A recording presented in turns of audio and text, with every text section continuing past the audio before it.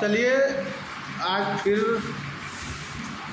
वही नागरिक शास्त्र कक्षा 12 भाग 2 अध्याय 3 नियोजित विकास की राजनीति पर ही अध्ययन करना है।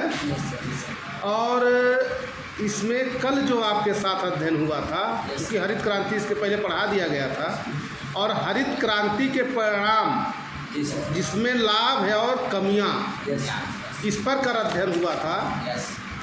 इसके बाद श्वेत क्रांति क्या है, श्वेत क्रांति खास करके भारत के परिप्रेक्ष्य में, श्वेत क्रांति भारत में कब हुआ, श्वेत क्रांति के जनक कौन थे, श्वेत क्रांति किस स्थान यानी भारत के किस राज्य से शुरू हुआ, और श्वेत क्रांति को ही फ्लड, ऑपरेशन फ्लड के नाम से जाना जाता है, और जिन्हें हम मिल्कमैन के नाम से जानते हैं, Verghese Kurien, milkman of India जिन्हें कहा जाता है, और इन्हीं को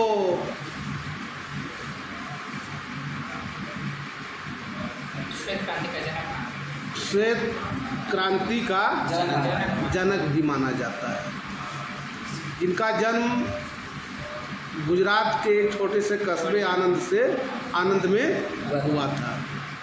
ठीक है, तो इस पर चर्चा आपके साथ कल हो चुकी थी। आज जो आपके अध्ययन का केंद्र बिंदु है वो है अर्थव्यवस्था में राज्य की भूमिका। जी सर,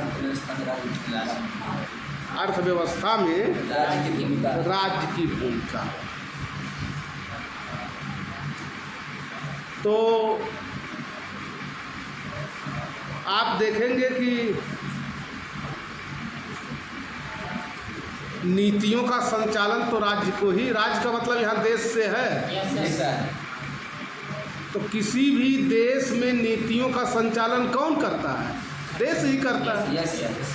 देश के जो नियम कानून होते हैं उसके अंतर्गत होता है। तो स्वतंत्रता के आरंभिक वर्षों में सार्वजनिक क्षेत्र को सुदृढ़ बनाया जाना संभवतः ठीक ही था, और आधारभूत उद्योग और आरंभिक संरचना का विकास संभवतः सरकारी नियंत्रण में भी हो सकता था, पर धीरे धीरे सरकारी उपक्रमों की स्थिति बिगड़ गई थी। तो आप देखेंगे कि जब से योजना आयोग शुरू होता है, 50 में लागू किया जाता है या स्थापित होता है, 51 में लागू होता है, और 1955 के अवार्डी अधिवेशन में कांग्रेस ने अपना एक लक्ष्य समाजवादी ढंग से समाज की स्थापना बताया।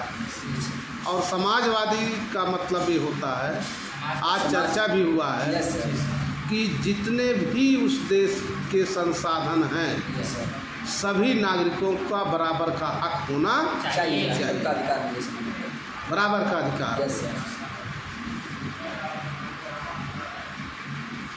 तो आप देखेंगे कि जब 1955 के अवार्डी अधिवेशन में कांग्रेस ने अपना लक्ष्य समाजवादी ढंग से समाज की स्थापना बताया, तो इसका परिणाम ये हुआ या इसके फलस्वरूप सरकार समाजवादी नीतियों की ओर आगे बढ़ी। और एक चीज़ हम बता दें आपसे कि जब हम चर्चा इसके पहले कर रहे थे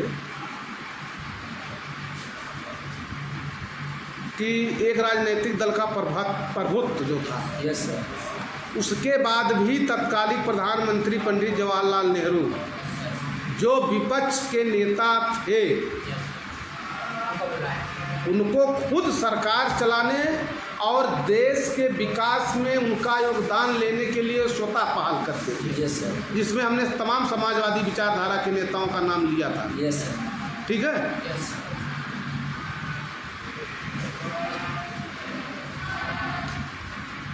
भारत में अनेक महत्वपूर्ण उद्योगों और जीवन बीमा कंपनी का राष्ट्रीयकरण किया गया।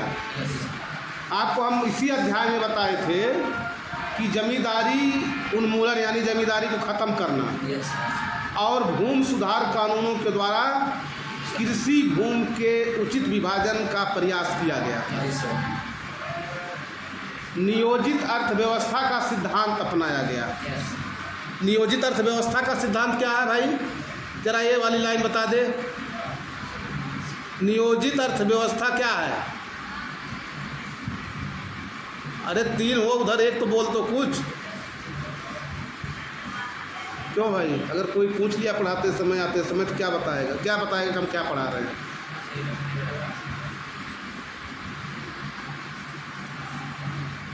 नियोजित अर्थव्यवस्था का सिद्धांत का मतलब क्या है? नियोजित अर्थव्यवस्था क्या है? नियोजन क्या है? अब तो कोई भी बोल दो, छूट दे रहा है। नियोजन का मतलब होता है, नियोजित अर्थव्यवस्था का मतलब योजनाबद्ध तरीके से उस देश की आर्थिक व्यवस्था विकास करना। तो क्या जी सर किए हो, जब कुछ बता ही नहीं सकते हो। हम मान लें कोई अधिकारी अभी आके पूछ ले तो हम क्या पढ़ाएं हैं तुमको? हमारे मेहनत का क्या मतलब? इसका मतलब हम भी किताब बाँच करके चले जाएं। अब तो यही इच्छा कहता है कि हम भी किताब रखें और उसको लाइन लाइन पढ़ करके चले जाएं। क्यों हम एक्स्ट्रा अपना वो एनर्जी ख़त्म करें? अगर कुछ बोलने नहीं, तुम लोग को बताने नहीं है, क्योंकि एकदम गारंटी के साथ मैं कह रहा हूँ तुम लोग नहीं पढ़ते हो, हॉस्टल में बिल्कुल नहीं पढ़ते हो तुम लोग। और फिर कह रहा हूँ कि सबसे कम नंबर पाओगे इस साल कक्षा 12 वाले। 2-4 लड़कों को छोड़ करके मैं नहीं बता रहा हूँ, बाकी कक्षा 12 में जितने लोग हैं सबसे कम नंबर हमारे विषय में रहेगा। मैं पहले बता दे रहा हूँ, जिस तरह तुम लोग पढ़ रहे हो। मैंने पहले कहा था कि ये विषय जो है वो सरल नहीं है। मैं इसको सरलीकरण करके पढ़ाता हूँ ताकि आपके समझ में आ जाए। उसके बाद भी समझ में नहीं आ रहा है। समझ रहे हो कि राइटर कर देगा कुछ नहीं होगा। देख लेना, जो लड़के पढ़े थे वही नंबर पाए हैं। पिछले लोगों का देख लेना रिजल्ट। जो केवल चाय बाय करते थे वो फ़ोन करके बताए कि सर पेपर ख़राब हो गया, पेपर बहुत ख़राब आया है। तो मैंने जो बच्चे एक्टिव थे पढ़ने में उनसे पूछा, उन्होंने कहा सर बहुत अच्छा पेपर आया है। तुरंत मैंने फ़ोन किया उन बच्चों को, कहे सर एकदम अच्छा आया, बल्कि एक दिन पहले जो आपने पढ़ने के लिए कहा था 2 दिन वो सब आ गया है।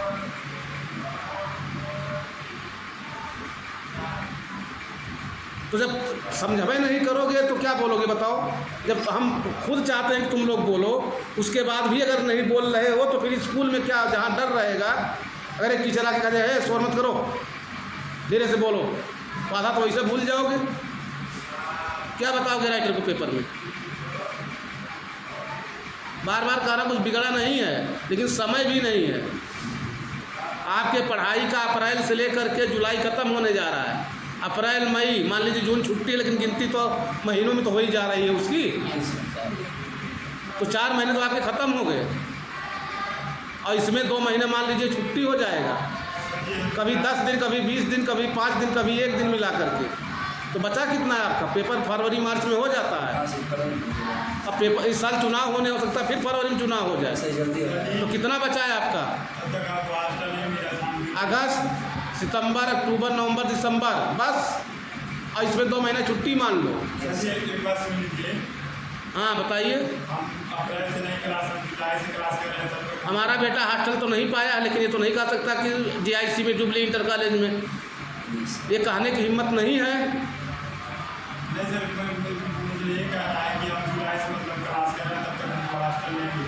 तो हम उससे क्या मतलब? हम जो मैं पढ़ा रहा हूँ जुलाई से, मुझे उससे मतलब है।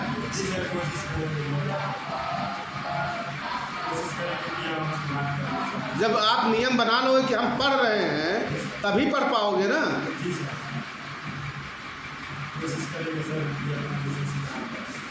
उससे हमारा कोई लाभ हानि नहीं है। अगर टॉपर 4 लड़के रहेंगे तो हमारे पास है कि उसी का हम सबको पढ़ाए थे हम, और रिकॉर्डिंग हो रही है, हमारा कोई कुछ करेगा नहीं।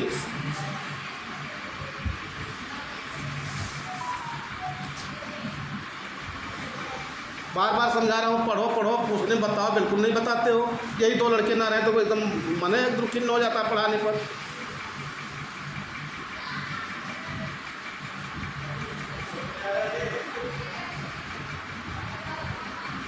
हम जो आपको पढ़ा रहे थे अर्थव्यवस्था में राज्य की भूमिका, यस सर। जिसमें चर्चा किए थे, हटाओ इसको, किससे पढ़ाते हैं।